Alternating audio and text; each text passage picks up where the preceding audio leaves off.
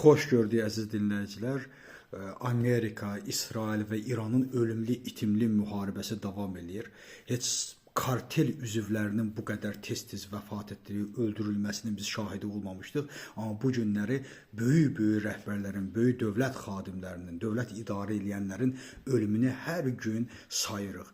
Bilirsiniz, məhz İranda belə bir məlumat vardı ki, biz İsrailin baş naziri Netanyahunu öldürmüşük, hətta bunun haqqında qurban da kəsmişdilər. Amma bu günləri isə İsrail baş naziri ortaya çıxdı və bildirdi ki, biz o çox danışan Əli Larijani və Bəsic qüvvələrinin rəhbərini artıq yer üzündən silmişik. Bilirsiniz, Kardon ali dini liderdən sonra ən güclü adam əsasən Əli Larijani idi və Əli Larijani həqiqətən də Trumpın dediyi kimi çox danışırdı və onun öldürülməsi məsələsini ortaya qoydu.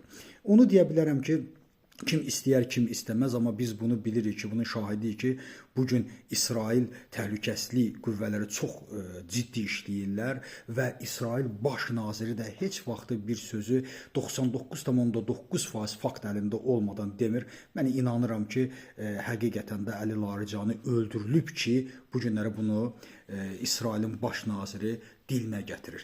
Yəni bu qırğınlar, ən üst insanların ölümü, yenə deyirəm ki, hətta heç kartel üzvləri belə bu tezlikcə ölmür. İkinci isə maraqlı məlumatlardan biri məhz Şoyqu tərəfindən, Türkiyənin Rusiyanın Təhlükəsizlik Şurasının rəhbəri Şoyqu tərəfindən səsləndirilib ki, bu birincidir, 5 ildə birincidir ki, Şoyqu əcəl zəngi çalır və bildirir ki, Ukrayna artıq Rusiyanın istənilən yerlərini vurur. Bir il ərzində 23 mindən çox, daha doğrusu 23 min raket atılıb və Ukrayna qüvvələri üçün Rusiyanın əl çatmayan yeri demək olar ki, yoxdur və bu bizi çox narahat edir. Hər bir yerə zərbə endirilə bilər kimi də açıqlama verir. Bildirir ki, biz bu nəzarətdə saxlayırıq, amma nəyi nəzərdə saxlayır?